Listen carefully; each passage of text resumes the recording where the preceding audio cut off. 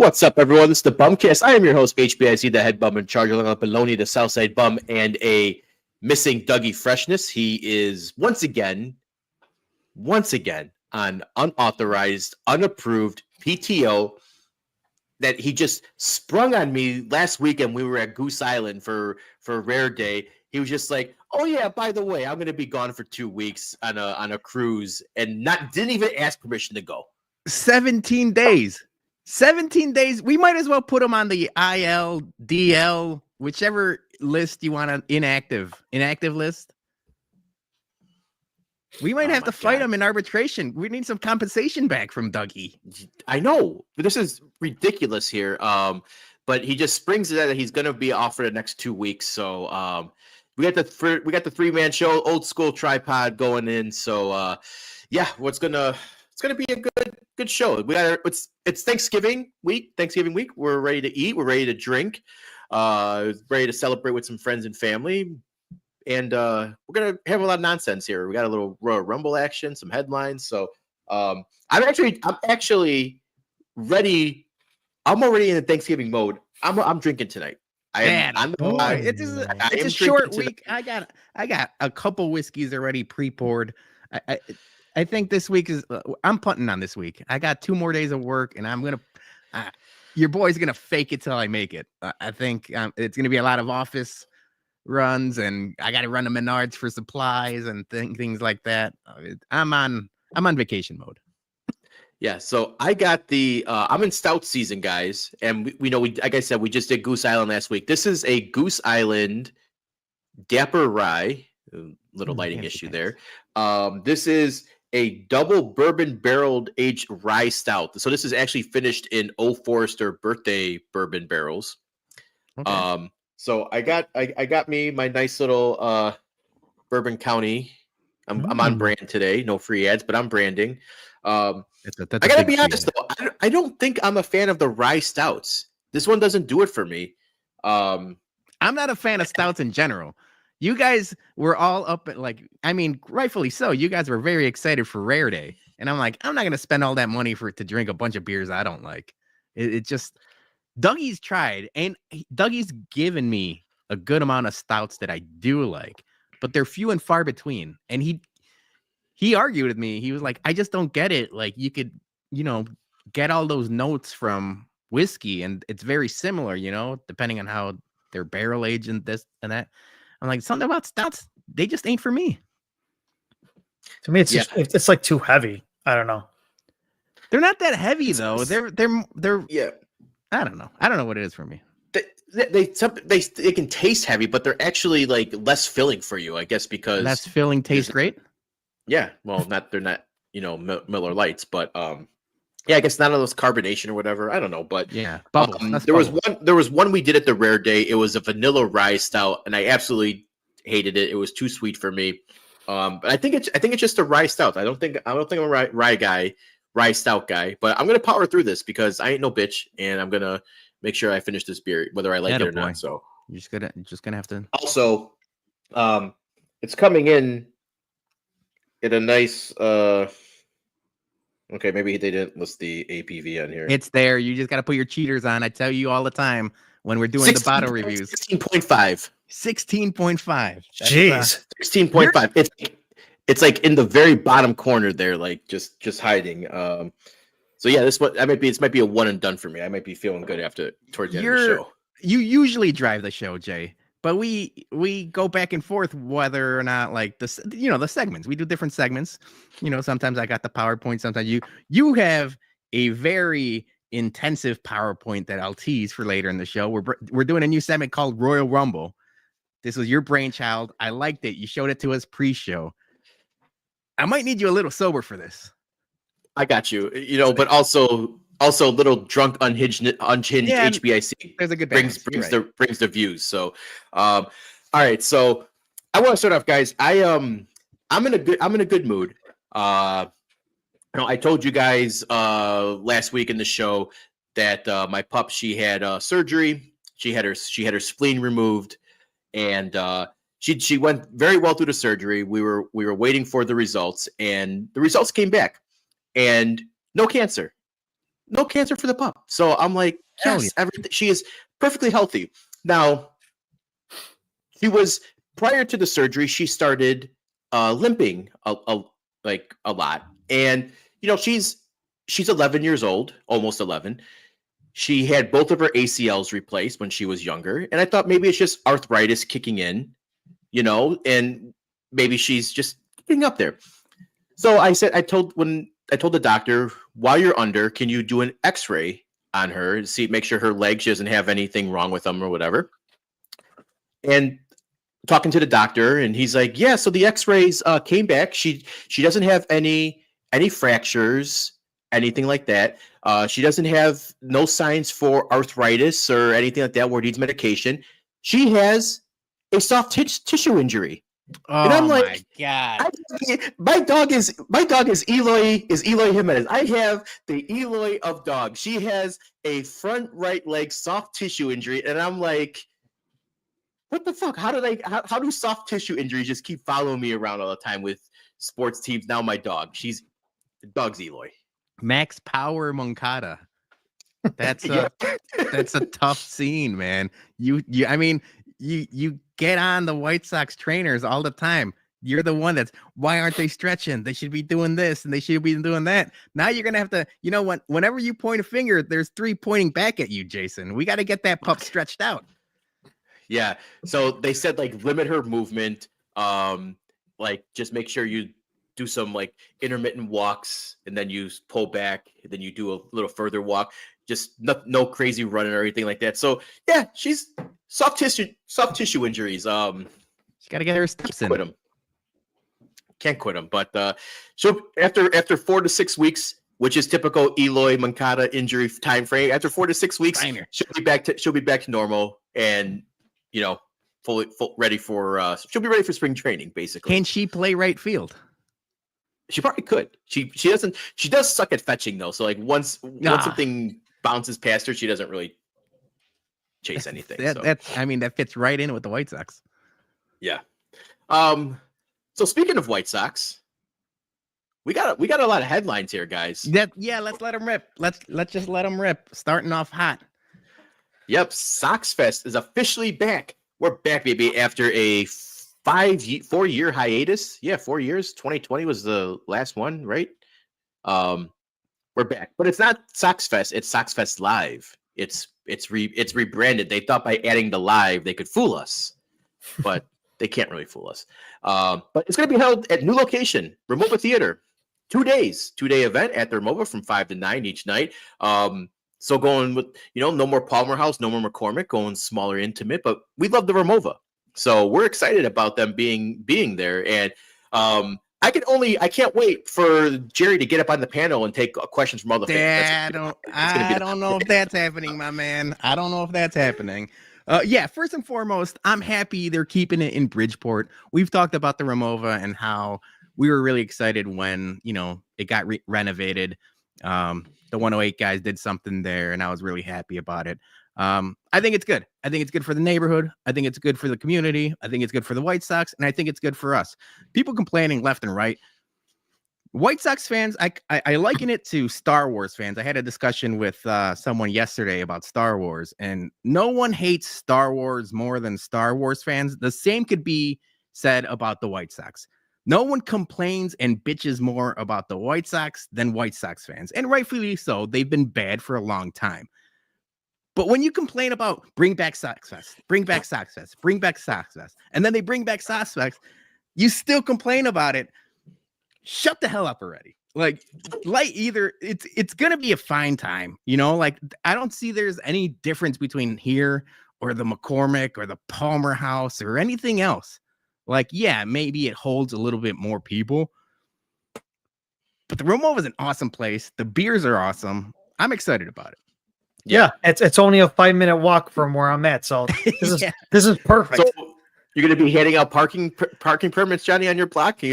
Actually, no, it's not the season, so you can park anywhere. Obviously, you got to pay for parking. No, if you park by my neighborhood, you're fine. We're gonna put dibs, dude. I don't even think I told you. I'm already selling parking spots across the street from your house. Like I'm gonna have chairs, cones. I'm gonna bring all the cones I have at work. I got a lot of cones. You know, we're gonna put some parking cones down. We're gonna be selling parking down your street, Johnny. You just don't know it. Yeah, we got fun. We had to fund the bar tab for this, my man. Like, because afterwards just got announced 108 live. 108 Yeah. day is now 108 Saturday. live. So they're rebranding, renaming, whatever. Everyone's rebranding and renaming right now. So 108 live will be the 25th. So after that ends, we'll head on over. Well, actually, we're not going anywhere. It's at the Remova. So I guess we're gonna go from room to room. No, it's at Reggie's. Reggie's. Yep. Sorry. It's not far. Remova. No, it's not far. But a quick Uber ride there. Uber ride. So yeah, it's gonna be a fun. The 25th is gonna be a shit show. That might be. I might be sleeping on your couch, Johnny. Oh, that's now, Johnny. You want to make some money? You might have to Airbnb your couch. Maybe grab an extra futon. Like living room. Separate the living room from the dining room. You got enough people. How many do you think you could sleep? Even if it's what do you think? Like 4 or 5 people? I got a couch. I got a futon. I also got a air mattress as well too. Right. So that's $50 a pop. But if people are drunk or anything like that, they're probably gonna just sleep on the floor. This is a good spot to sleep on. So that's true. Missy's asking, does she have any say in this? No. I'm running. We're already selling the parking spots, and I'm gonna sell the futon. When it comes to us, like trying to pimp out as much money as we can for the bum account, she has no say in this. Yeah, I'm sorry. Although we appreciate your super chats, Missy. Yes, that's speaking of super chats, we got 2, so let's get to them before we get to the next headline. Yes, Gordo $1.99. Get Joey P on the fill in for Mr. PTO. Cheers. Thank you, Gordo, and got your surgery scheduled. So yeah, Gordo's got his surgery scheduled. We're going to talk about that in Bums and MVBs. But Joey P is a stalwart of the Bums Happy Hour. He's the star of that show. He's done more happy hours than most of us. So no one's filling in. We're doing the 3-man show, old school BumCast. Maybe we find somebody for next week. I kind of have an idea. I haven't run it by the guys yet. Yeah. Well, actually, this Friday. And Road Dog. Happy Thanksgiving, dudes. Yeah. Happy Thanksgiving, Road Dog. We're ready for Turkey Day. We're ready for turkey. Appreciate you. All right. Next headline. There's a couple Sox related headlines. I kind of kept them all together. We're excited about this. Not too excited about the next one. Bob Nightingale, in his latest article, said that they're definitely trading Garrett Crochet this winter. I think everyone. Not shocking. That's not. But they're trying to unload Robert. They're trying to unload Luis Robert. The guy is certainly intriguing, one GM said, but you got a really high price tag on him. You got to hope he stays healthy and be the player everyone envisioned him all along. But the White Sox are acting like he's some big superstar center fielder and are asking for your top prospects. I saw this. I saw people quote tweeting it, people complaining about it. As much as I like the shit on the White Sox, I think that's how you have to go about it when you're trading Luis Robert, right? Like, even if he had underperformed this season, you have to ask for the farm. You have to ask for everything when you're trying to trade someone of that caliber, knowing that he's like the last piece. He's like the only good. We said it last year. It's Luis Robert and a bunch of dudes. If you get rid of Luis Robert, it's just a bunch of dudes. Such as in Garrett Crochet is being moved to. Yeah. We've been saying this for every year.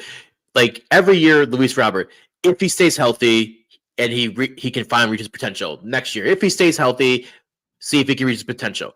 Now it's for the trading market. Well, maybe if he stays healthy, he can reach his potential and we can trade him all these top prospects. So I don't know if they're actually going to get what they envision for him just because of his injury history and, his up and downers. Because, like last year he started off pretty hot and then, got hurt and tanked. Right. Guys, I'm actually shocked with both of you guys, especially you, Jason. You know who said this? Yeah, Nightingale. That's a good point. Johnny, is it? Are we really? Are we? Nightingale is wrong all the time unless it comes to sex stuff. Now he has to. He had listen. When he talked about Tony La Russa, we all thought that was a bunch of bullshit. When he talked about Chris Getz, that was a bunch of bullshit. It turned out he's right. Like we thought it was all the Kenny Williams shit. Well, Kenny's gone. Now it's Jerry putting the stuff in his ear. So until he starts being completely wrong on stuff, I have to take what he says with a grain of salt, because when it comes to the Sox, he's definitely got that in somehow. So I'm still waiting for Machado to come to the White Sox. Yeah, you got to wait till he's like 38 or 39, like Ken Griffey Jr. Yeah, he'll eventually. We'll get Machado. We'll get him. Landon's going to be going to games. He's going to be driving me to games when they get Manny Machado. Yeah. But yeah, so season's here. Winter meetings are coming up in next week, I think it is, after the holiday. So it's gonna maybe in the next podcast or so we'll be doing it. My only ask is that they make the trade during a weekend so we can talk about it right away instead of them if they make a trade on a Tuesday, that's a problem. You're right. Everything. Yeah, you're right. Can you somebody phone Chris Katz for us? Trade on Tuesdays, or not on Tuesdays. Do it on like a Saturday or Sunday. That'd be great. We had a couple more Sox headlines. The one we don't have to bring it up, but I mean, Gavin Sheets, he's gone. I think it was about time, right? Like, there's nothing real to break down about it. But the last one, which I originally saw on the Chicago Fire subreddit, and it's something I had mentioned maybe 2, 3, 4 weeks ago. Chicago Fire and their owner is hot in pursuit of the 78. I saw Cranes did a report. There's a couple other people doing a report. They're still looking at Lincoln Yards, but it sounds like the 78 is the target, and there's an offer in to Relay to Midwest to buy some acreage in the 78 for the soccer-specific stadium for the Chicago Fire. Joe Mansueto and Midwest's Kurt Bailey are in negotiations, and from what it seems like, they're excited about it because that's the place where they could get shovels into the ground faster, with a lot less red tape than Lincoln Yards. And I said it all along, if the Fire and Joe Mansueto cuck Jerry Reinsdorf, it would be amazing, especially because he's fronting the money. I'm excited about it. I want this to happen so bad, and it seems like it's moving forward. That's what happens when you don't have to, fight in the city for public funds, and you just say, you know what, I'm going to come in and use my own money. Shit gets done a lot faster instead of trying to go through the machine, right? Instead of having to go through grease the aldermans, grease the fucking mafia, grease Brandon Johnson, whatever you got to do. There's a lot of grease and palms in Chicago. Everybody knows it. Shit doesn't get done unless you were Mayor Daley. Then shit got done. But Jerry Reinsdorf doesn't know how to handle the Chicago machine. At least maybe he did back in the day. But like baseball, times have changed, shit has changed, politics have changed, and he doesn't know how to navigate the new norm. So there's only so many times you can play chicken. Yeah, there's only so many times you can play chicken and say I'm moving to Nashville. All right, then. You know what? That's fine. We're gonna get this guy and his billions of dollars to fund a soccer stadium. No big deal. Can we have him as a White Sox owner when Reinsdorf? No, only because for as much as he's been around for a little bit now, the Fire have been dog shit for a long time too. So he's turning things around. They've signed Gregor Berhalter, which I said was a good thing for the Fire. Let him run soccer operations, and you worry about the stadium. So they got to start winning first before I could say, hey, please buy another one of my shitty teams. So we got to get some dubs. But not to be for the non-soccer people and the MLS and how they designate players and all that. It's all, to me, I always feels like it's always a conspiracy, because all the big teams, like with the Beckhams and like Inter Miami and then like LAFC and all that, they're always getting the big names. When it comes to Chicago, we get, I don't know, Arriaga from The Simpsons. You know what I'm saying? Like, it's just like, fuck it. We always get these like has-been people, and I'm not saying like Blanco, Cuauhtémoc Blanco was a has-been. He was good with the Fire, or Schweinsteiger as well too. Nah, but that's the thing is there. It's still weird where, like, free agents, and we talk about this all the time with different teams.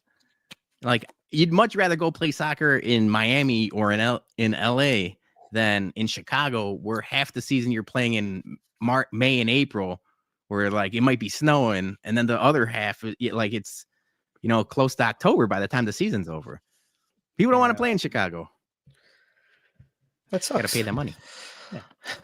All right, let's get the next one here. Speaking of more stadium talk, Bears finally reached an agreement with Arlington Heights over property taxes for their parcel of land. The franchise stadium focus remains on building in Chicago.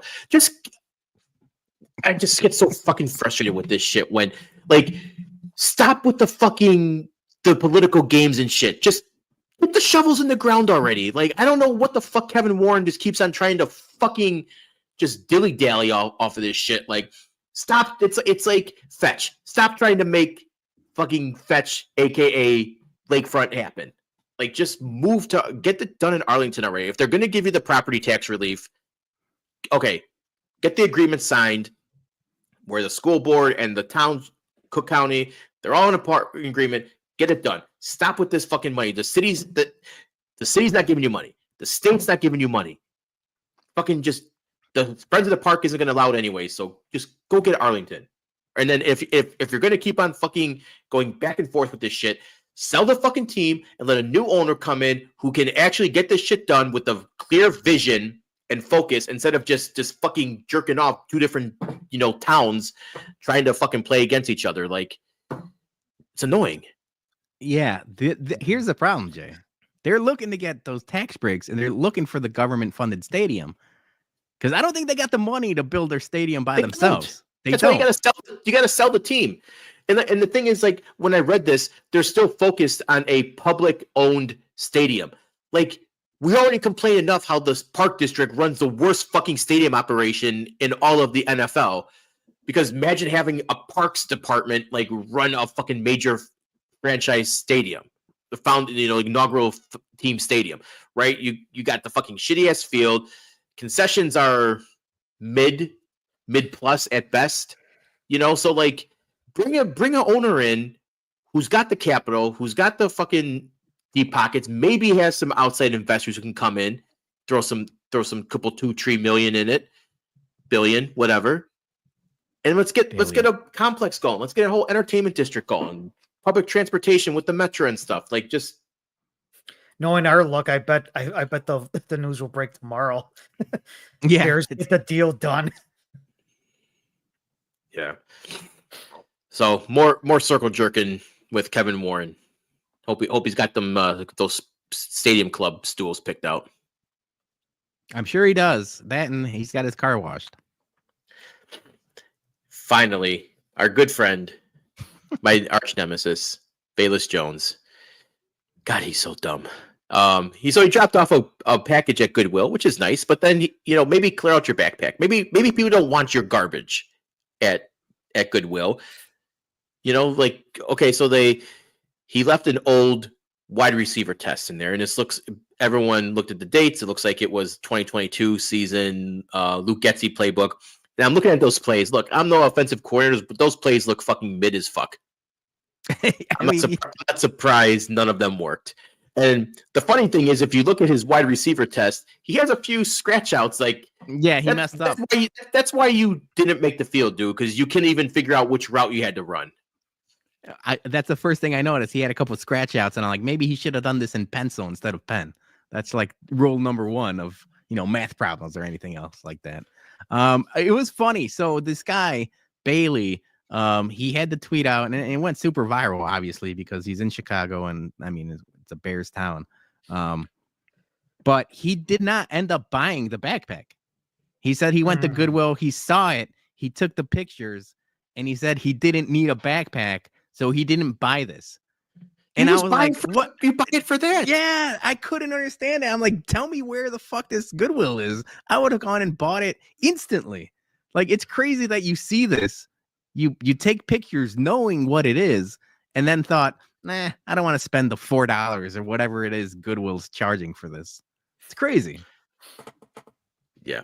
Everyone in the comments too was like, dude, go back and buy it, or go buy it for me, and I'll know you tell me where the Goodwill is. It is.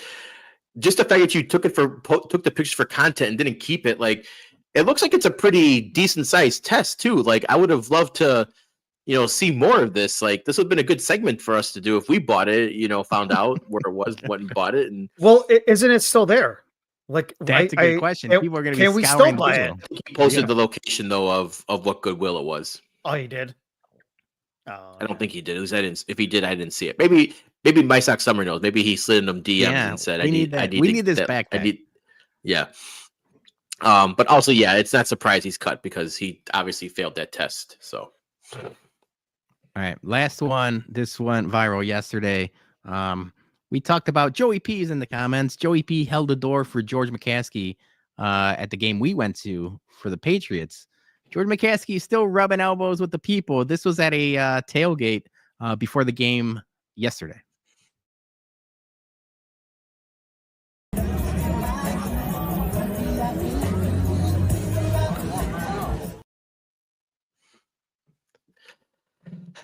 the best part about that video is still Pope Pimpin playing in the background. Do or die Pope Pimpin playing in the background while George McCaskey gets yelled at by a bunch of fans. Hose plenty, coming shit from the windy, riding on 10s and 20s. That was pretty good. I don't want to get DMCA'd, so maybe. Well, that's why I cut Was that it 6 video. seconds? If you noticed it, I cut some of the audio out just so we wouldn't get DMCA. But DMCA does not count when you could sing the whole song. We won't get flagged. You know what, dude? I don't, as much as I would try to, I don't think I could ever do a whole twista flow. That would be, I think that's probably one of the most impossible tasks to do is to do verbatim a twista flow. Not with our cardio. We're 20 years too late for that. We need our 20-year-old lungs to be able to rap those songs. But that one, it sounded like, just from that little 9-second clip, it seemed like it was fairly amicable, and people were saying like, yeah, and everyone seemed fairly friendly. But it's like we talked about before with Joey P. It's like, once you see him, especially how this season's going, you got to fire off a fire flues or sell the team or something. Yeah. We got to get those shirts to more people. We got to get the clown nose to a lot more people. Yeah, we definitely got to get that pumped up. I have to maybe do a Google ad or something on that one. So, but yeah, it's cool he's going in there. But yeah, Fire Flus like you said, Chancey to start. Everyone needs to be like, fuck Eberflus, fuck Pole at this point, which we're going to get into in a little bit. But yeah, if anyone wants to stop by one of our tailgates, I'll tell him straight up. Come to Lot B. Come to Lot B this spring. Tell him what's up. He won't be there. He's busy refereeing soccer games and baseball games. All right. That is all of our headlines here. So we'll have more obviously next week, but we're gonna get into some Bears talk here in a minute. But before we do that, we have to pay some bills. The original Chickies Beef and Chickies Banquet is a proud sponsor of the BumCast. Are you trying to find a venue for a meeting or party? Allow Chickies to provide you with the at-home atmosphere without all the hassles and cleanup associated with hosting at your house. Chickies provides a blank slate for you and your party planner to work with. Customized menus are available upon request. Banquet Hall is located right next to Chickies Beef on Roosevelt Road in Hillside. They can host all types of events, including birthdays, showers, and even wedding receptions. Best of all, there is no rental fee. So call Brittany to plan your next event at 630-400-2876 and tell them the Bum sent you. All right. It's time to get us some Bears talk. I am not as angry as I am last week, but I'm still pretty pissed off. But it's 5 losses in a row. It's 43 days without a win since the bye. They haven't won since London against Jacksonville. Pretty rough. You know, we thought that this game against Minnesota was probably going to be a tough one to win, especially how Minnesota's been playing. I think we had this as a win in our preseason rankings, but we didn't think Minnesota was going to be good this year with Sam Darnold. So obviously, I think it was more of like this was like a tale of two halves. They came out, they looked pretty good first half. That third quarter was fucking atrocious. I don't know what the hell happened after halftime, but the pretty bad football in that. But I think we can all say, despite the loss, I think it's pretty obvious now that Caleb Williams is the dude. He is the franchise. He is going to grow, and it was Shane Waldron all along. It was Shane Waldron holding them back, because now with Thomas Brown, he's rolling. He's making throws.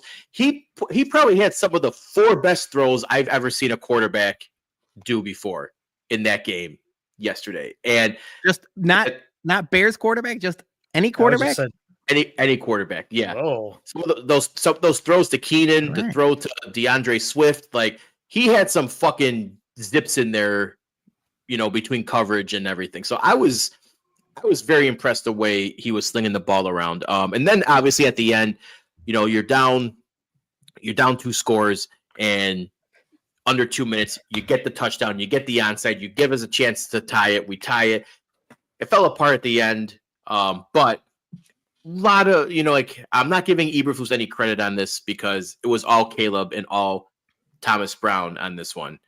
But definitely liked what I saw from him yesterday, and I think he might put up some good numbers against the Lions on Thursday. I mean, he played. I mean, I think so too. I think it's night and day with this offense. With Thomas Brown on there versus Waldron. I mean, you see how they're moving the ball. You see, again, Caleb moving the ball when we need to get the ball moving. And like I said, a lot of great throws. I wouldn't say like the greatest QB throws of all time, but I'd be more along the lines. I'm just saying it was but it was definitely for the Bears, like it's something I've never seen before. So I did like what we're seeing with the offense. There is a stat out there that says that Caleb Williams already has more 300 passing yards than in his career than Justin Fields. Yeah. So and Justin Fields started 44 games and Caleb started 11. So we're going in the right direction with Caleb. And I like a lot of the plays that Thomas Brown is doing here as well too. Obviously it was exciting towards the end, and we did get to overtime. Was hoping for a win because obviously it's a division rival, and for some reason we were in the hunt at one point. But I mean, the way that the season's going, I mean, I don't think I want them to go to the playoffs because I think if they went to the playoffs, they're going to keep Flus for another year. So I just failed. Yeah, and I just think another thing too, kind of getting into the whole thing. Speaking of Flus, I mean, what was going on with that 2-point conversion when we really didn't? All right, let's get no. You know what? Let me get. I got a couple. Do you want to get into 2-point conversion now, or should I read off some Caleb Williams stats? Because we're all happy with Caleb Williams. I'm very excited about it. I teased last week about Brian Flores and the Vikings blitzing more than most teams in the NFL, and I said if Caleb could get the ball out quickly like he did last week, I think that's a recipe for success. Caleb Williams was 6 for 7 for 109 yards against the blitz. That's a credit to him, and that's a credit to Thomas Brown, because under Shane Waldron against the blitz, whether it was the protection or Caleb or anything else, you remember that Houston game? They looked like they never saw a blitz ever in their life. So this was progress, and that's all I'm happy about. That's all I care about from this point on. We're excited about the possibility of, Caleb's progression, stuff like that. And that's all that matters. That's really all that matters now. This defense is porous and they're probably their worst game of the season by far. They couldn't cover anybody. Yeah. It was a problem from beginning to the end. The main thing was, and this is something, shout out Beefloaf, he mentioned it last week, they have no pass rush. They have absolutely no pass rush to the point where Sam Darnold will just sitting back there untouched for seconds on end, just picking and choosing where he's going to throw the ball. And if you can't get pressure on the quarterback, even Jalen Johnson, even as good as Jalen Johnson is, and he's had a great season, you can only cover somebody for so long. He had a couple pass interference calls. He's going up against one of the best receivers in the league, if not the best receiver in Justin Jefferson. So I understand that, but everyone else has to put their best foot forward. And Tyreek Stevenson again is getting burnt left and Jordan right. Jordan Addison made him look embarrassed. Yeah. But in the end, Caleb, his 340 yards passing, not to mention, at the beginning of the game, there's a bunch of drops. Keenan had 2 drops. Cole Kmet had his first drop of the season. Those 340 yards could have easily been, we're talking 370, 375. If his teammates pick him up just a little bit. But yeah, man, I'm excited about it. If you guys want to talk about the 2-point conversion, let's do it now, because I think we're on opposite sides of the argument. Okay. So my thing was, when they were down 2 scores, they scored a touchdown and they went for 2 instead of kicking the extra point, because in the end they tied it, right? So I guess it all washed out. But in that scenario, you need 2 scores. Why risk not getting a 2-point conversion and just take, the extra point? I thought it was a unnecessary risk at the time, because there was unless you're going to go 2 for 2 point and play for the win, it really made no sense at that time, because you had to tie it up somehow to get it to overtime. That was the only scenario, unless they did play for the win. But Eberflus doesn't get aggressive like that, so I don't know why he just thinks that if they made that 2-point conversion, if they would have went for 2 again, or I don't get his. If you make the 2-point conversion, then all you need is a extra point to win. That's the point. You're cutting the percentages down, and you're not playing for overtime. If you're kicking the 2 points, if you're just kicking it both times, you're basically playing for overtime. The way they did it, which again, it happened, but there's a lot of what ifs on that one, because they needed to get that onside kick. And maybe I'm splitting hairs here, but no. So you don't worry about the onside kick, because that doesn't have to happen until later.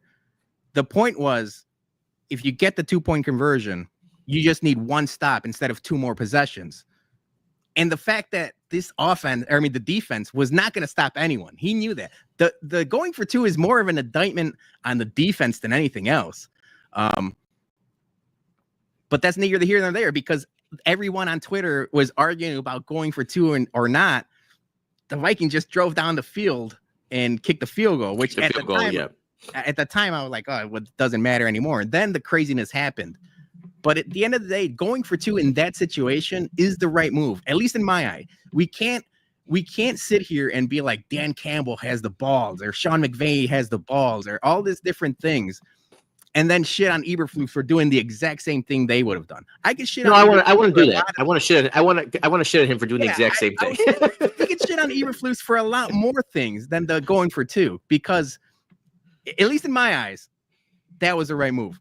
Now the challenges, or not getting your special teams correct 2 weeks in a row.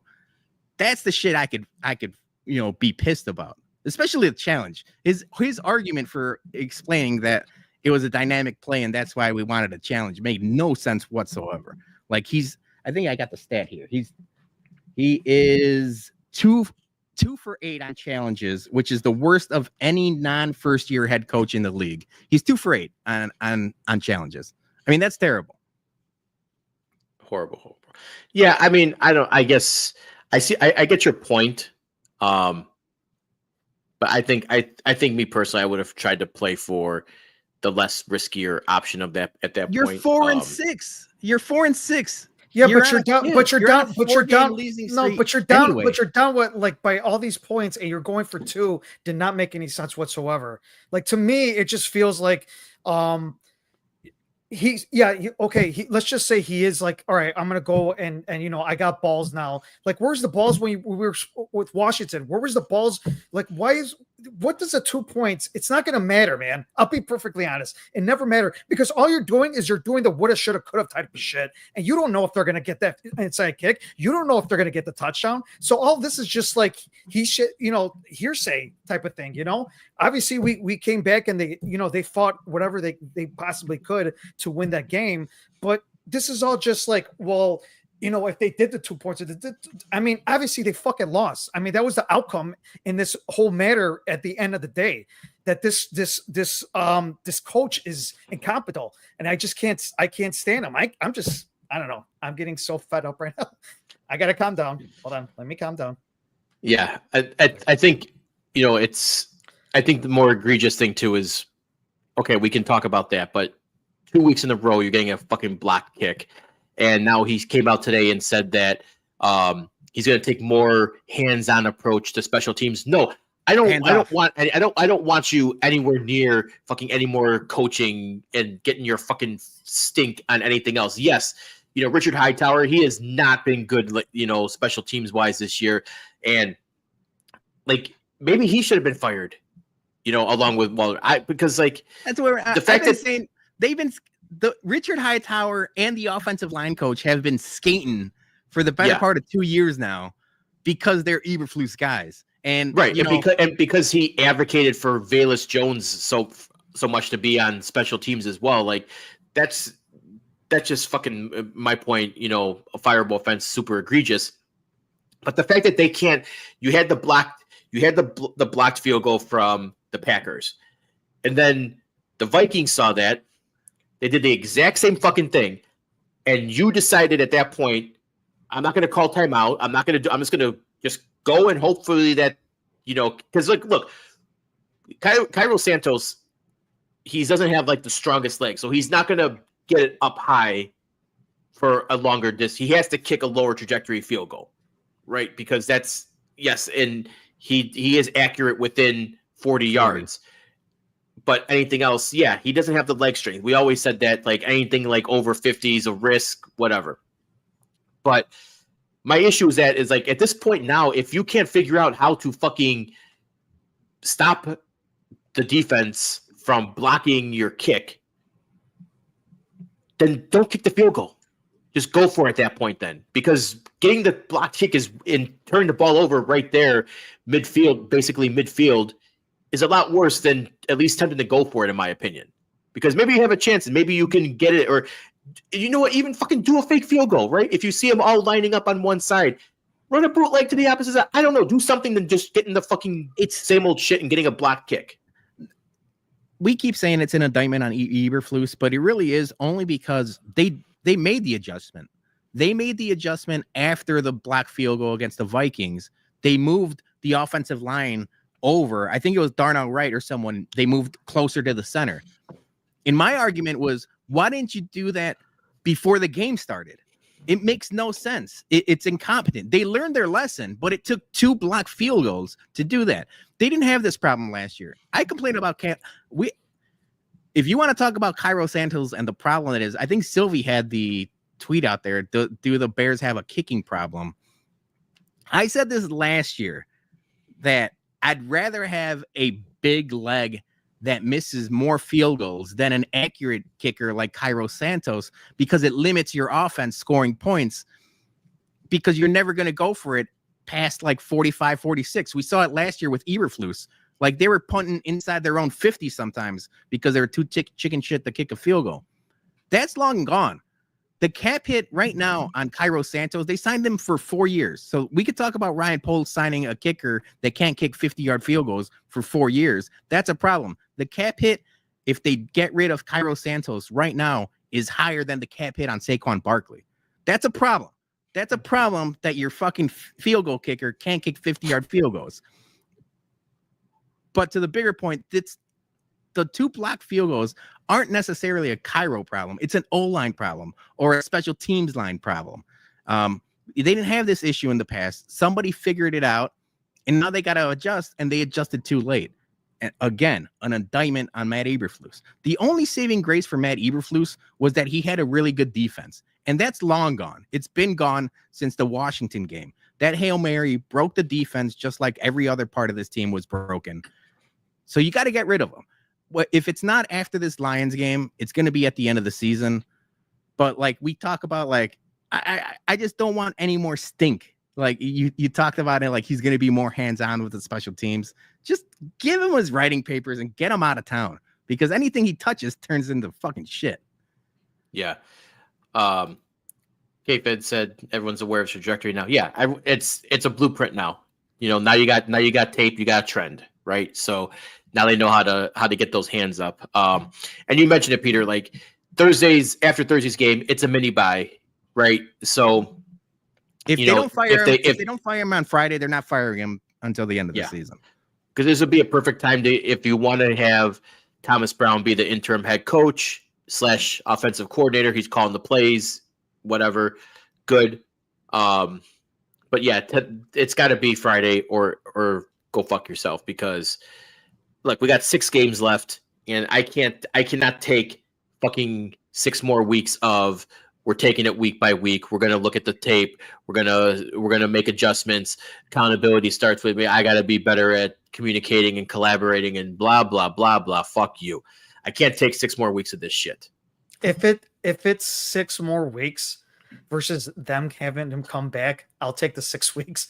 I don't want him back. I just want them to do the right thing. And obviously, Peter, you mentioned about Thomas Brown and how he figured out the blitz and all that with the Vikings. That's good coaching. You know what I'm saying? Yeah, like he that's good figured it out like right away. Obviously, Eberflus is definitely a problem, and obviously with our special teams and all that, that is another issue. Hopefully, fingers crossed. I mean, I don't think they would fire anybody after the day after Thanksgiving, but you know, They should. They have be to. fucking. That would- be that would- mean. All right. that So would here's be the deal. that would be the Make Black Friday Black Friday. All right. So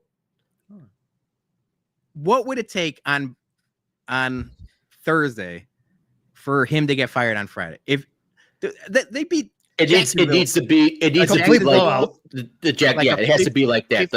50 to 10. yeah, The 7 it has to be a 7 blowout. touchdowns. Yeah. Yeah. So here's it's a gotta, question. It's got to be like 35-42 to like 10. Man, that All might right, actually happen. So here's the question. Would you rather take a Lions victory, 52 to 10, if it meant Matt Eberflus gets fired, or say the Lions put up 42, but Caleb in the offense put up 35, and Caleb throws 3 touchdowns and another 300 yards? Which of the two would you rather have? No, I don't want no coulda, shoulda, woulda. Oh, we almost had it. Moral victory kind of shit. It's either got to be we either win or we get our asses fucking blown out, and then Eberflus gets fired. No I in think I'd between. still take the Caleb. So that's the thing. He's going to get fired regardless. What's the another 5-6 games? I'd rather, and I know this is all hypothetical, but if you're telling me the Lions win 42-35 and Caleb has, 3 touchdown passes or like 350 yards, and that builds into something else for the rest of the season, I'd rather take that, because the only thing that matters is Caleb at this point. And I agree with a certain extent, but I need any possible scenario to happen where Eberflus gets fired, because yes, I do want him to play well. I don't want him to, get sacked 7 times and get hurt or be throwing 4 or 5 picks. I don't want that. No Bears fan wants that, but there's got to be something breaking point where maybe it's, here, let's put it this scenario. Maybe what happens is they only score 10 points, but Eberflus decides never to kick field goals, and they keep turning the ball over on downs. So Caleb gets his 400 yards in 1 touchdown. No, I don't then we like get that. blown out. I want No, you more. don't like that? I All right. want more 350-yard games. I think I said that's 400. I went up there. I said 400. Jason. I think that Stout's really kicking in now. Dude, I'm looking at it now. Vikings 30, Bears 27, Caleb Williams, 340 yards. He looked awesome. Those highlight throws that everyone clipped on Twitter. If you give me those games for the rest of the season, even if they didn't win 1, sign me up. Sign me up now. All right, you know what? I'm gonna change my answer, because if the Bears get blown out, I'm gonna go to my in-laws very, very angry and upset, and that the drinking is gonna be very heavy at that point, and it's not gonna be a good Thanksgiving for anyone. So I need to go into the family happy. And they're the first game, right? Yes, they're the early game, and this is At how least it's a sicko. This is the problem. I know going in that the Lions are arguably the best team in the NFL right now, and they are a wagon. But my dumb brain is like, I want the fucking Bears to win. I know they're not going to win, but I already told my family we're going to my mom's house, and we got everyone coming. My sister, her husband, Sandra, Aaron, my kids, everyone. I'm deep frying the turkey. I already told people I'm not deep frying that goddamn turkey until after the Bears game. So we might not eat until like 4 p.m. or 4 o'clock in the evening, because my sicko brain is like, I want to watch the Bears in peace, even though I know I'm going to be miserable for 3.5 hours. Well, that's kind of like what they teased the past 2 weeks. You almost got that Packers game. You almost had the Vikings game. And now you're at this Lions game.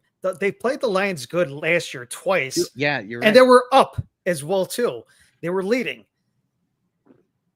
Can we have just at least a victory Thanksgiving, here? Like, a Thanksgiving miracle? Thanksgiving miracle. Yeah, I like come that. on, All come right. on. All right. Yeah. Either way, we're going to be, the tweets will be firing off Thanksgiving morning. All right. Well, we're going to wrap up our Bears talk with that. And we'll have more on Monday. Hopefully another Bears victory, but we're going to keep the Thanksgiving train rolling here. So we got our merch ad ready lined up here before we roll into I got it ready. turkey. All right. Big Cartel is the official home of Chicago Sports Bums merch. Help support your favorite podcast by buying a couple of two-tree shirts. We got socks, Bears, Hawks, and Bum branded threads. And all of our shirts are unisex sizes.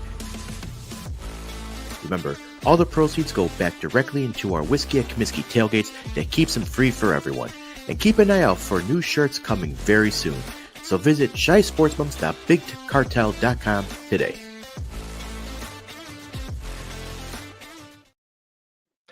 All right, and make sure everybody you pick up the new McCaskey the Clop shirt on our website, because it's perfect shirt to wear to Thanksgiving, to Christmas. Nothing says Christmas cheer like wearing a 101-year-old woman's face with a clown nose on it. Wear it to all the Bears tailgates. That'd be a perfect time to wear it. All right, folks. Thanksgiving is 3 days away, and we're in the Thanksgiving, the thankful spirit. So we're debuting a new segment here because I'm going to be honest, peek behind the curtain. I actually wanted to talk Thanksgiving, like horror stories, funny stories, and we only got one submission, so we're not going to. That segment would have been nice, short, and sweet. So we're pivoting, calling an audible, calling it Omaha. I think this is a better pivot. Pivot. So, you know what? We complain about Eberflus. This is good in-game adjustments by your boys, the Chicago Sports Bums. We saw that we had one submission. We're like, that's not enough for a segment. Let's pivot. And I think we got an even better segment. So tease for that. Yes. So we are going to do this. If it works out, we're going to do this going forward. But we're going to do a Royal Rumble, King of the Hill, whatever you want to call it. It's last man standing, but it's for Thanksgiving dishes. And I'm going to pull up the big board here, gents. And I'm going to move us up top there. So this is the Thanksgiving Royal Rumble. So basically, we're going to pull up a number. The guys are going to pick a number. I'm going to pull up the dish, and we're going to decide, is it better than turkey? And the last dish standing is the king of Thanksgiving. Okay? The Royal Rumble. The Royal Rumble women, King of the Mountain, Battle Royale. I like this. All right. So we got 12 options. So we got 12 dishes. Now I picked the most common, most popular dishes. So if your family does some off the wall like tamales or enchilada or whatever, I was about to say, there's no don't masatroli. Yeah, there's no Thanksgiving with that shit. Thanksgiving menudo. Yeah, this is the 12 common popular Thanksgiving dishes. So all right. So the first one we have there is turkey. So Johnny, we'll let you go first. Pick a number on the board. I'm gonna go with 7. 7. Oh, shout out David Beckham. All right, you have turkey versus mashed potatoes. I love me some mashed potatoes. Now we're all voting. Johnny, you pick the number, so you go first. But is this like a best 2 out of 3, or is it just Johnny's? Yeah, I think best 2 out of 3 wins the round. Okay. Fuck. And I do like turkey, man. I mean, I think I'm gonna stick with the turkey. As much as I love mashed potatoes, put some butter, put some gravy. Actually, you know what? I'm gonna stick with the mashed potatoes. Never mind. I changed what the mashed hell? potatoes. No, I'm sorry. That was a quick audible. Yeah, it was mashed potatoes. Hey, game changes. We're changing Yeah. it around. All right. Mashed potatoes. All right. All right. I'll let you give the final thought, Jay. Yeah. I'm going turkey. I love mashed potatoes. My brother-in-law is making mashed potatoes for our Thanksgiving. He makes some fire-ass mashed potatoes. They're awesome. But I'm still going turkey. Turkey's been getting disrespected in the streets on Thanksgiving. And it's, granted, this is going to be a bad comparison now because of, the last year or two. But I was about to say the turkey is the Hulk Hogan of Thanksgiving. But they're the all-time champion. And people complain that it's dry or that there's other dishes better than that. It's still the main event. It's still, the thing that people go out and, are you going to do a 12-pound turkey, 15-pound turkey? You ain't doing 15-pound mashed potatoes. So I'm going turkey. I think turkey's been getting disrespected. I'm deep frying our turkey. I inject it with some butter and some seasoning. It's fucking fire. So I'm going turkey. I'm not a big turkey guy. I love me some homemade mashed potatoes, but I'm gonna side with you, Peter, on this, that it is the main dish of the day, so I can't knock it out in the first round. So I'm gonna pick the turkey over mashed potatoes, especially if you do it right and you don't dry that motherfucker out. Right. Because nothing is worse than dry turkey. But K-Fed's made a good point too. He asked are they homemade or in the mix? A lot of people just use mix, and if you use a mixed mashed potato, you can't be doing that. Not Yeah, it's got to be homemade. So, all right, we're gonna knock off. I'm gonna be honest. This was a good first round matchup. This could have been the finals. Like, I love mashed potatoes. I think mashed potatoes would have won against like every other number except for turkey and one other thing I'm thinking of. Yeah. All right, Peter, you're up. Pick a number. Soccer number. I wore number 11 forever. All right, number 11 is rolls. I love a good roll. So my sister makes homemade lobster or like Red Lobster Cheddar Bay biscuits. Not like the ones you buy in the box, but you make it yourself. Those things are awesome. I love a good bread. Starch, carbs, all of that. But I'm still going turkey. The roll is great. You're gonna have one or two. Maybe you even make a sandwich with the mashed potatoes and the everything else, and you stuff it into like a little sandwich. But I'm still going turkey. I don't think this is not a fair fight. Yeah, I'm probably gonna go with turkey too. It depends on what bread you get. I think bread is, for the most part, like, I'm not saying bread's bread. Like, there's certain ways you can make bread and make it like, a good side dish and whatnot. Everybody has their own little recipes. But I probably would go with turkey on this. K-Fids is in the comments. He's saying something to soak up the gravy. It's a good vehicle. It's a good way to transfer the food, to the mouth. So turkey's gonna win, but I would have voted for rolls on this because if you get the nice amount of butter on there and you get a good bake on it, nothing is more savory than biting into that delicious buttery warm roll, and then you get to just soak up all the gravy and the juices. Yeah, no, so it's great. I would have picked the roll, but 2 out of 3, so turkey survives. I'm hungry right now. I know. I don't know if anybody else is hungry, but I'm hungry. I'm gonna I don't know. I think like Boston Market and maybe like Starbucks. Starbucks used to make like a Thanksgiving sandwich. That was pretty decent. I'm gonna need something like that. All right, Johnny, you're up. I'm gonna go with my number 4. Oh, okay. So this one is going to be a big battle right here. Green bean casserole versus turkey. All right. I'm gonna be I'm sorry, Johnny. You pick the number. You go first. Actually, I didn't try a green bean casserole until maybe like a year or two ago. I forgot where I had it at, but that thing was great. It was something I was just like green beans. I'm like, ugh, this is I can't do that. No, this thing was great, phenomenal. I love it. I think I'm gonna go with the green bean casserole here. So I'm just talking too much turkey now. It has to change. No, I'm going to be honest with you, Johnny. Where did you have the green bean casserole? It was. I can't remember like the house. It was at a Thanksgiving. I had it at Thanksgiving. But who were you with? I'm trying to remember. I can't remember. That's what I'm trying to tell you. It was white people. The green bean casserole is too white for me. I'm going turkey. I mean, we ain't never had green bean casserole at our Thanksgiving, Johnny. I'm sure it's great. Pass. You don't know what you're missing. I never had green bean casserole until I started going to my wife's in-laws place. Yeah, my point exactly. But however, I have to side with Johnny on this. Oh, you son casserole of bitches. is green bean casserole is knocking out the turkey. Well, we got a new king of the mountain here. So wait, Peter, have you ever tried it before? Hell no. What the fuck? Who's gonna make green bean casserole? No, then how are you knocking it? How you knock it if you haven't tried it?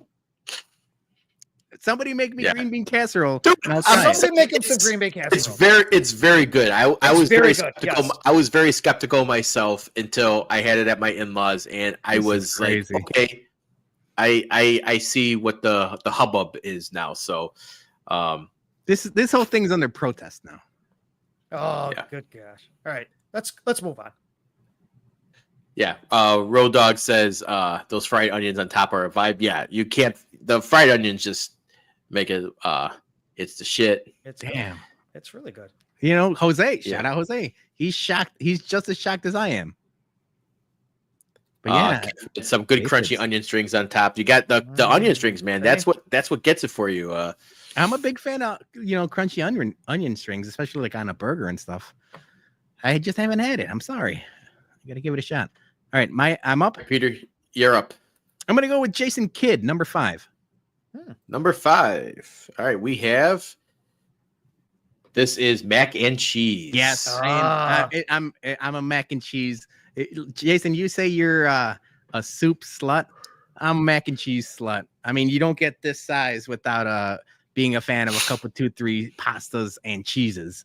And if you do a good mac and cheese on Thanksgiving with a little like breadcrumbs on top or like a little crunchiness to it, I'm a fan of bacon mac and cheese, lobster mac and cheese, like buffalo mac and cheese, pulled pork or brisket mac and cheese. Sign me up now. I sound like I was gonna say Forrest, I was gonna sound like the Forrest Gump movie, Bubba with the shrimp. But I'm waxing poetic on mac and cheese. It's mac and cheese for me. I'm the same. I love mac and cheese. Everything you just mentioned, it's a favorite of mine as well too. No doubter here, mac and cheese. Yeah, it's clean sweep against. I love the green bean casserole, but mac and cheese all day. Sorry, green bean casserole, you just got thrown over the top rope. That was a quick raid at the top. It was like yeah, and it never defended the belt. It never defended the belt. All right. All right. Well, we're since we're naming numbers here as we go along, I'm gonna go with Eric Kramer's old number 12. All right, number 12. This one is probably gonna be a 1 versus 16 seed because it is sweet candied yams. Sweet potatoes. We just move on to the next one. Mac and cheese. Yeah, mac and cheese. Yep. Sweet candied yams. What is even that? All right, so the yams was the Santino Morella. Over the top rope. 2 seconds. Royal Rumble. Yeah. All right, Peter, you're up. All right, we're gonna keep with the soccer numbers. We're going number 9 for my guy Ronaldo.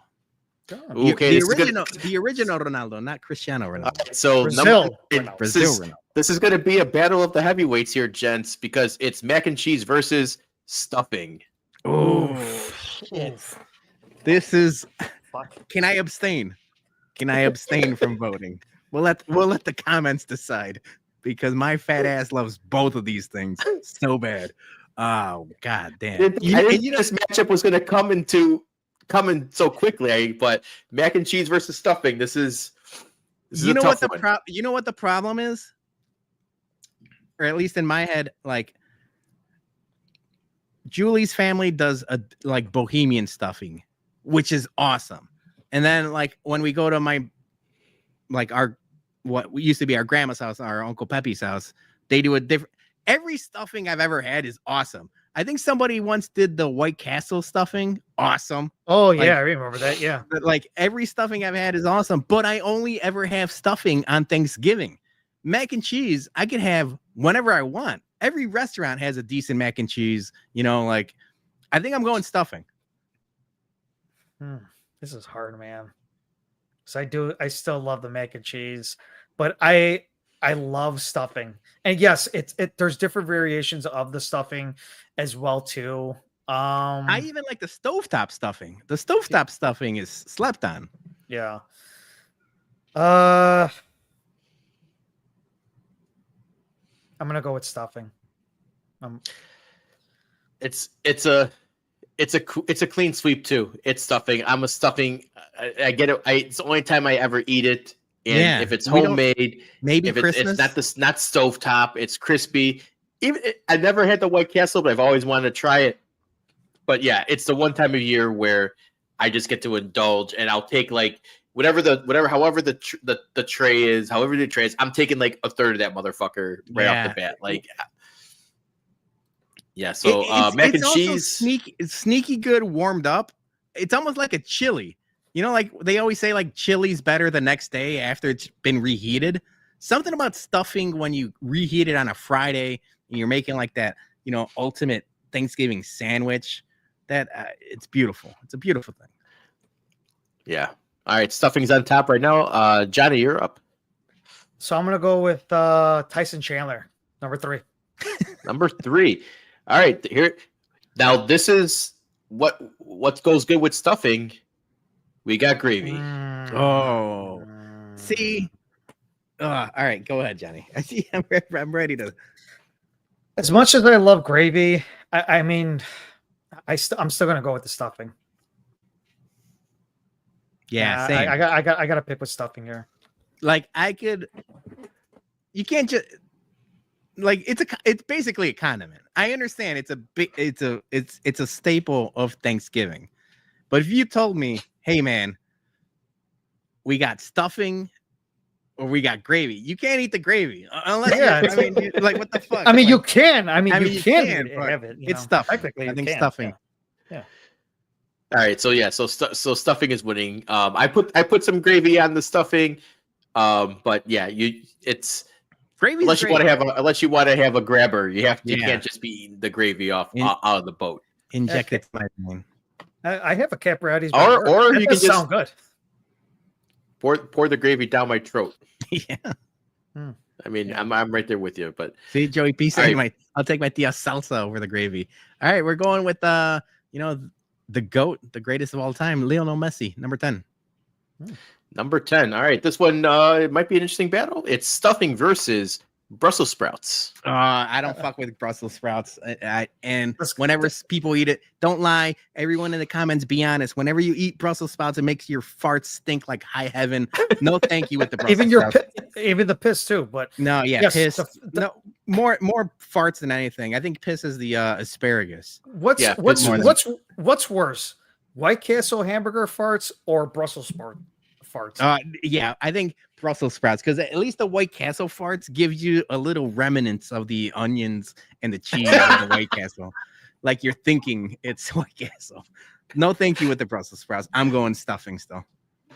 Yeah, I'm going stuffing. Yep, stuffing for the sweep. Brussels sprouts gets thrown over the top rope. All right, down to the final 4. All right, I'm gonna take Bo Jackson's old number at number 8. Number 8. All right, this one might be a easy clean sweep. It's stuffing versus creamed corn. All right, stuffing. Creamed corn. Get out of here. No. I still get shocked that people actually still serve this on Thanksgiving because this is, I think, one of the most disgusting things That's ever I here. mean, So it's fine. I'm not judging people that have cream corn in their Thanksgiving, but no, thank you. yeah. All right. Cream corn over the top rope. All right. Down to the final three. Oh no.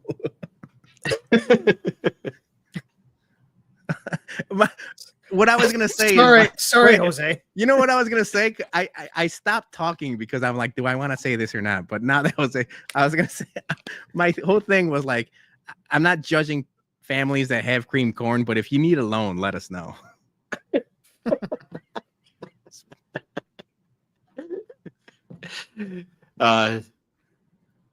Pixie Queen, it's a Texas thing. So All right. okay, maybe it All is. right. Okay. I'm going with Real Madrid and Brazil legend Roberto Carlos, number 6. Number 6. All right, this one might be an easy one too, guys, because it's stuffing versus jellied cranberry. Man, Julie loves cranberry, and especially the canned cranberry that like you could still see the ridges. It's like ribbed for her pleasure, like the ocean spray can. I like it too. You just grab a little and kind of spread it around like the bread and anything that's starchy. It's good, but it's a ancillary character. It's the Hawkeye of the MCU. Nobody really gives a fuck. So I'm going stuffing. All right, stuffing. I'm gonna still go stuffing. All right, stuffing. Stuffing is going. This is like Stone Cold in the Royal Rumble, man. He's going towards the end. All right, so the last call, and I guess this is only fitting because we did all of the main courses and we haven't done dessert. And if you haven't guessed it, number 2 is good old fashioned pumpkin pie. Time out. Is this just an our family thing, Johnny? People in the comments. I was waiting for the heavyweight, Holyfield, Tyson, Ali, Frazier. I was waiting for stuffing versus ham. Yeah, does anybody not do ham? Is that our I think it's more one or the other. I never have done like both turkey and ham. It's always been one or the other. Oh, we've always done both. This year we're doing ham and turkey.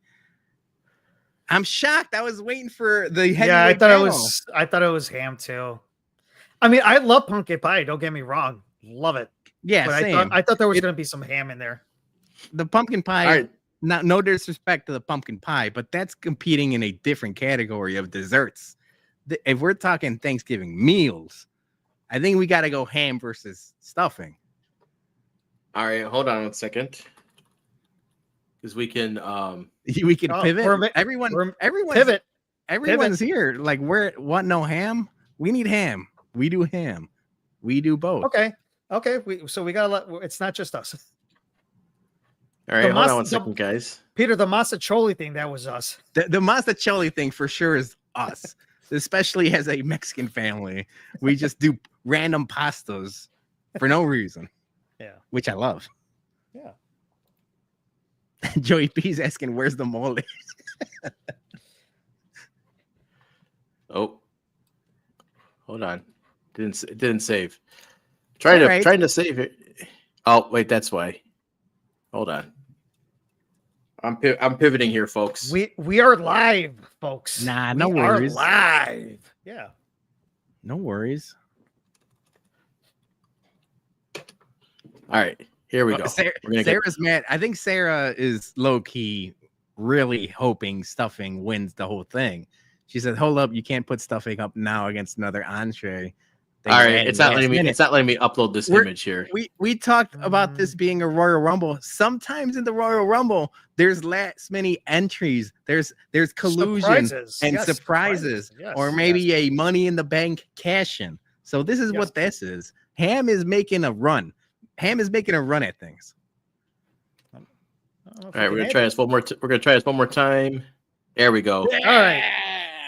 Yeah, just leave it like that. No, I gotta get it fixed, Johnny, because I'm OCD like this. So. Yeah. Yeah. All right.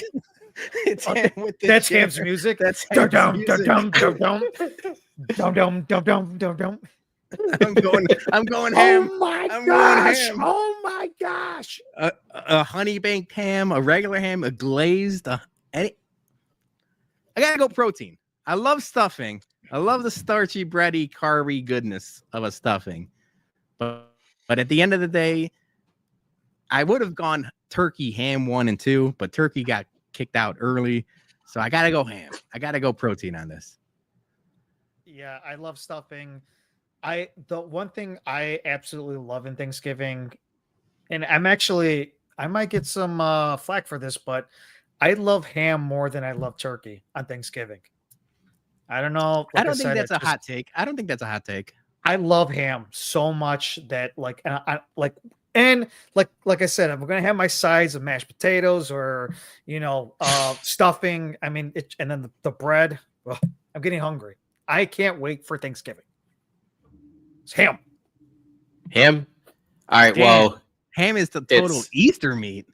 it's my segment, my rumble. Stuffing for the win. What a boo! You just pulled a little Nate. The ref was in on it all along. There. What? Look at stuffing. FTW. Stuffing is the ultimate Thanksgiving dish.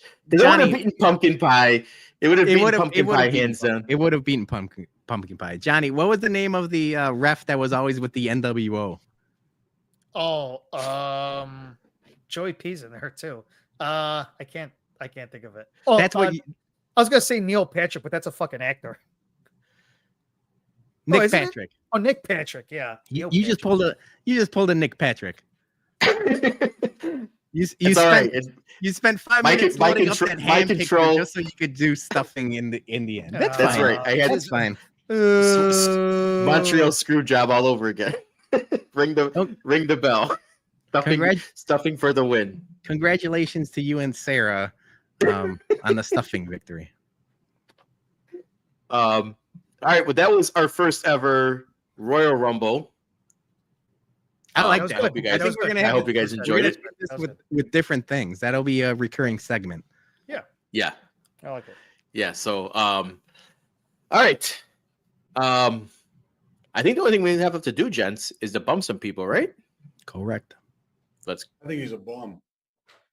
I think he's an absolute bum. You call me a bum? My man, I take that with pride, with honor, that I'm a bum. I'm the king of the bums, baby. Because you're training like a damn bum, you know that?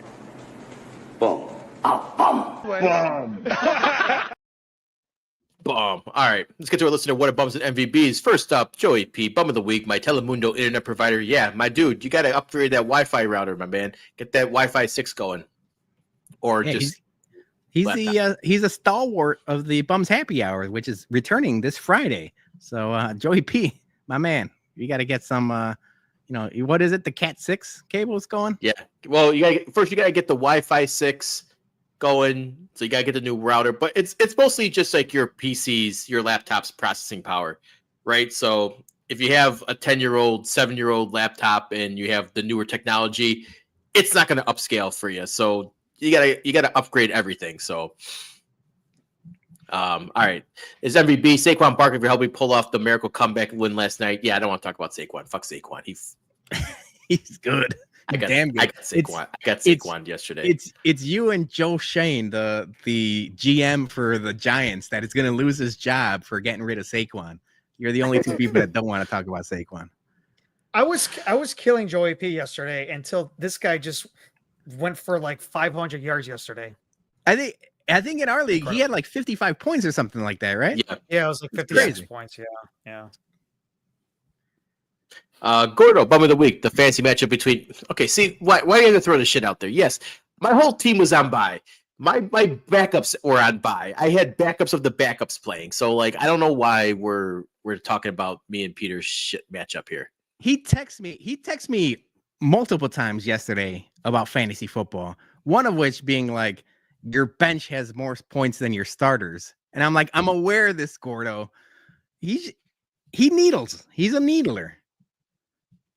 He likes to stir the pot. He likes to stir the pot. I told him his fancy, like him, and I think Drew is higher there, and then Dougie Fresh lost this week, but like their fancy ass team scoring 180 points a week. Wait till the weather gets cold. Our matchup was a classic matchup of two teams, low scoring, defense first. We played people in the Snow Globe Bowl, Peter. Yes, we played old school football, Jason. Don't let these other guys tell you anything. We were blue collar, hard nosed, 2 yards in a cloud of dust, old school football. Leatherhead. That's right.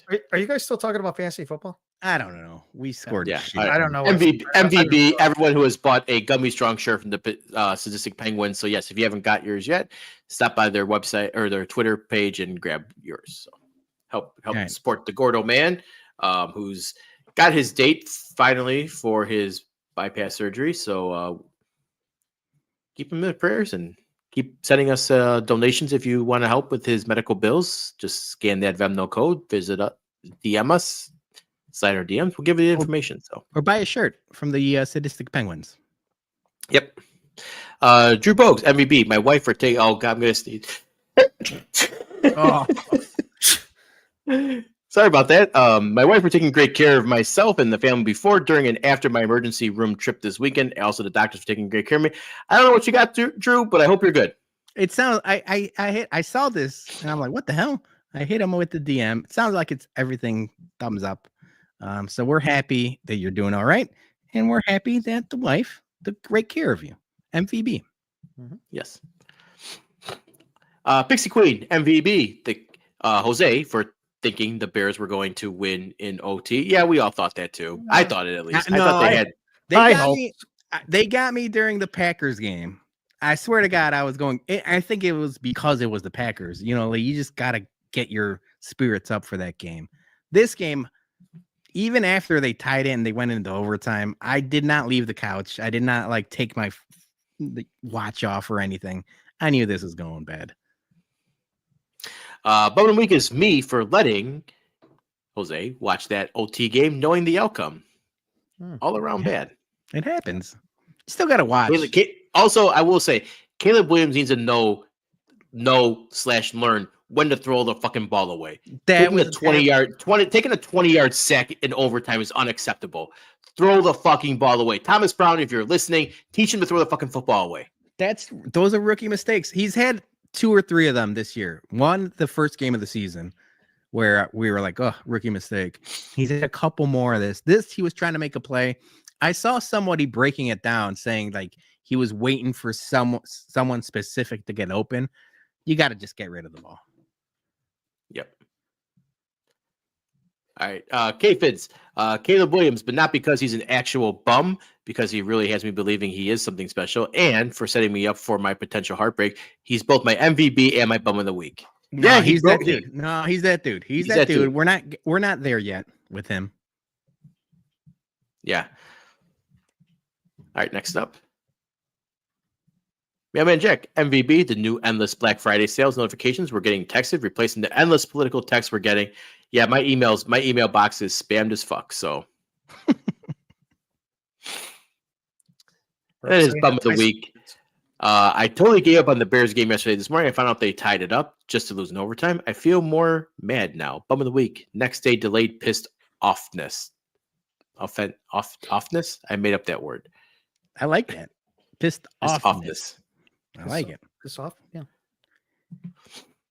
This is above of the week. The separation from friends posting only to blue sky. I missed some of you, but posting on 2 platforms is time consuming as fuck. I said it the other day when I was doing at the show Yumpers doing Yumpers Pod. I'm too old to have more social media platforms. I'm sticking on Twitter until the ship sinks. I'm not going to blue sky. Peter, you registered for the Bums account on Blue Sky, but the bums are on Blue Sky. Johnny and myself are on Blue Sky. I don't tweet or Sky or what do they call them on the Sky network? I don't know. I don't Sky as much. I'm still going Twitter strong, but you got to pivot. Like we said, Matt Eberflus, halftime adjustments or adjustments mid game. Sometimes you got to see when things are going bad and you got to pivot. So I just started I just started my personal Twitter account almost 2 years ago. I don't want to start over again in a new one and trying to build it up again. Like, like I spent 14 years building up the original Shy Sports Bums, and then for me to get in the 108 tourney. Club in the Shy. Well, yeah, that's true. Yeah. But I did lose a lot of subs when or followers when I switched over. But like I had to get the personal account to get into the 108 tournament. So I don't want to start over again. I'm too old. I'm too annoyed and everything. And I hope the people just come back to the Twitters and get annoyed that they're only getting a couple handful of likes instead of the thousands or hundreds of likes most people get. So I don't know. I think this is a tipping point. I think we're at a really interesting point. Yeah. I think all the other times when it was Threads or Discord or a bunch of different things, I think the fact that Elon's fucking up Twitter, like the For You page. And I understand, like, just stick to the following page. Yeah. And that's all that matters. But if you go onto your For You page, sometimes it's a fucking. I know that's the thing. That's the thing I don't get. Is like people are saying like my algorithm's all fucked up. My algorithm's fucked up. Like, don't use the algorithm. Just do the following page. Like, I don't know why that's so fucking like a hard concept to do. Like, I only want to see the people I'm fucking following. I don't want to see I'm random shit. I need to see we're doing headlines. I need to see what else is going on in the world. If I'm only doing the following page, it's just you guys and the 108 guys, and we're only talking about, like Max Stazzy and like Luis Robert or some just random stuff. You need the For You page to kind of like see what's trending and what's new or what's viral. Well, that's why I also scoured the Reddits, and I also scour Reddit's good. The Google news page. Like they'll have like their like trending stories as well. So that I stay away from. I stay away from the For You. It's I don't have a unpleasant Twitter experience because I only do the following tab and I follow people that I want to follow. And if I start seeing someone who's retweeting a whole bunch of bullshit, I'll just turn off retweets. And then if they start posting more bullshit, they get muted, and that's it. My Twitter experience is not that unpleasant. So yeah, it's kind of simple if you break it down. Either way, you can follow the Bums anywhere and everywhere. We're on Twitter. We're on Instagram. We're on TikTok. We're on Blue Sky. But more importantly, hit that like and subscribe because the YouTube is where it's at. And that's really what we're trying to build. So if you guys are watching and you haven't subscribed, hit that subscribe button, please. Yeah, because I'd also like to mention last Tuesday, we finally hit our 1,000 subscriber and we turned on. I'm not going to say I'm going to be greedy. Like, I'm sorry, but we turned on our ads for YouTube. So now we're making pennies, a couple, some cents, some dollars. Literally pennies. Yeah. I love it.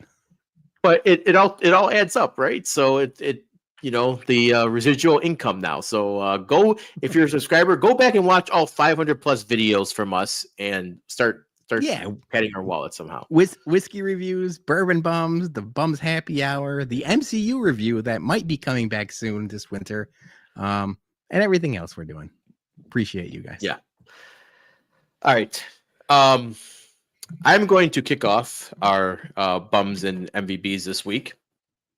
My first bum of the week. I don't have any MVBs this week, but I have two bums. My first one is Samsung. So we are in the middle of updating our basement, getting it ready for the holidays because we're hosting. And I got a couple two tree TVs down there now. So I bought a couple TVs from Samsung, Black Friday deals. And when you buy TVs, or I'd say TVs, when you buy anything from Samsung directly online, not going to Best Buy or whatever, you get reward points if you have an account. They probably have like the worst reward point structure I can imagine. So this was my rewards after I spent $2,300 on two TVs. They decide that you're going to get a 2 points for every dollar you spend, but that only translates to a penny on the dollar. So for every penny you spend with them, every point you get, it's a penny. right? Or something like that. I don't know the math. Either way, I feel like if I'm buying a couple TVs, that should be a little more than $23-$40 in rewards. That doesn't get you anything. It doesn't fucking buy you anything. So I don't know how much you have to spend on Samsung's website to get enough reward points to make a meaningful purchase. But the downside is these points expire, because I've bought a lot of stuff from Samsung before, whether it be phones, TVs, appliances. The points fucking expire. You have within a year to use your points or they disappear, which is bullshit. Why my points disappear? Yeah, What the fuck is like? Yeah, that's weird. I've bought enough. Like I said, I bought enough shit, appliance packages, enough TVs, enough Galaxy phones that my point balance should be at least like fucking like $300 right now. But giving a penny for every dollar you spend, that's a bullshit reward system. All right, no commentary. All right, I don't cool. know what to tell you, dog. Oh, this is a good. Can you transfer them for an extended warranty? Ooh, I don't know. I have to look into that. Maybe I can redeem them for a gift, like a $25 gift card or something. I don't know, but I feel like when you spend a couple $1,000s on products, maybe toss me a little more than $20. Yeah, that's all I'm saying. All right, my second bum of the week. I didn't clip the tweet, but it went pretty viral today on the interwebs. The Rock, he basically told everyone that he thinks it's okay that if you pay money for a movie ticket, that you should be allowed to sing in the movie theater. So if you're seeing Wicked or whatever, movie is that has songs in it, Disney movie, whatever, you should be allowed to sing in public in a movie theater, which I think is absolutely fucking not. It is like one of the dumbest things I ever heard in my life. If I'm paying $20 a ticket to go see a movie, everyone needs to shut the fuck up. I don't care if it's a musical or not. I'm not paying for a fucking sing along. It's not fucking karaoke night. I'm there to watch the movie. Sing in your head. Sing, hum along, do something, but don't fucking be singing out loud. Like, I understand if it's like the Taylor Swift concert movie, whatever. I was gonna ask, like, what paying, if it's like the Eras tour? Yeah, that's fine. Then you're all singing along. You're expecting that. But like, if I want to go see Wicked or a Disney movie or whatever, don't fucking sing. Shut the fuck up. Let me enjoy the movie. So Rock, bum of the week for thinking it's okay for people to sing in public. If you smell what Jason's cooking. I do. No, I agree with you. I saw a sign. This was actually in a Mexican movie theater. They have separate theaters for sing-alongs and then for normal, quiet viewing. I think that's what you got to do, especially for something like Moana or, Wicked, where Wicked's been uber popular for the last decade plus. People know the songs. People know everything. If you want to sing along, you go to the sing-along theater. And if not, then you go to the normal one. Yep, I agree. Yeah. All right, Johnny, what do you got? All right. So, yes, I'm going to go after the first one over here. So, my bum of the week is Ed Cooley. He is the Georgetown men's basketball coach. And he made an interesting comment. It's almost like he's to Jaden Epps. Jaden Epps used to be on the University of Illinois. So you're going to see where this is going with this comment. It's almost like he's a new player. It's something I saw in his freshman year when he played for that other bullshit school. Georgetown has not been good in so long, and for him to bring up Illinois, who has gone to the tournament the last 4 years, has been a lot more better than Georgetown the past 20 years. Dude, what are you doing, man? And Jaden Epps, I saw him. He kind of was smirking. I did look at this press conference when it happened, and I just thought it was a little. I don't know. It felt like it was like how like AEW sometimes tries to like rib WWE. Like a work. It's like a type of thing, and it just, dude, shut the fuck up, man. Like, I'm sorry, like, you're not good. Your team's terrible. And Brad Underwood, who's the Illini coach, he just played it off just like, I don't know what to say or what to talk about with that stuff. So maybe we'll see Georgetown sometime later down the road in 2032 or something like that. I don't know when they're good, but he's my bum of the week. I didn't think Georgetown was relevant since like Allen Iverson. That's the last time I remember them Been being. that long. And I It's also been thought, long. I honestly thought Patrick Ewing was still the coach at Georgetown. When did that happen? I don't know. Yeah, not relevant. See, this is not relevant. They're not relevant anymore. My MVP is this clip that we're about to play over here. The Bulls are not going to return to relevance. They are not anytime soon. You can say go get Brandon Ingram. Ultimately, they've been trying to patch up what is just not working. You said it. Don't be in the middle. They've been in the middle for multiple years. So they need to strip it down. Like you said, they have a lot of attractive pieces. And they look like they were headed that direction when Alex Caruso and they bring in Giddey. Yeah. Let's go younger. Let's go younger and cheaper. And then ultimately they got into a space where it's just like, this is still not going to work. But I don't know if ownership, right? If ownership, mind you, they also own the Chicago White Sox, which had the worst baseball team in history. So they're not stressed about that. Only thing I'm going to say is that the Bulls, they do not look like they're going in the right direction for the last 10 years, and it doesn't look like it's changing. The reason I feel like they're... Thank you, Richard Jefferson, for pointing out that we have a terrible owner, even in a basketball segment. Obviously, he's, the owner of the Chicago Bulls, Jerry, but anything to continue putting that, that stuff out there with Jerry Reinsdorf. Hey, man, kudos. Thank you for that. So he is my MVP for saying that. Joey P left the game early on Saturday. That's not like a Joey P thing to do. Yeah, Joey P stays till the end. He texts me. We were at in the city on Saturday. Actually, I had an MVP or bum of the week that was Aaron. I forgot to mention Aaron's bum of the week. It was somewhere there, but she talked about us going to the Guinness open gate, which was awesome. Joey P was going to meet us there. They ended up didn't, but he left the Bulls game early because they stink. Tearing his heart out. All right, Peter, take us home. All right, so my MVBs is someone that had been bums of the week in the past, and I'm looking in Johnny's direction. My MVB is Big Boom, AJ, the Rizzler, and Big Justice. If you guys don't know the Costco guys, boom, boom, boom, boom. They were on AEW's pay-per-view this weekend, and credit to Big AJ. He wrestled with a broken foot and continued the match and finished the match. I thought it was good. I thought it was like a good, like feel-good segment. There was a bunch of kids. They got a huge pop from the audience.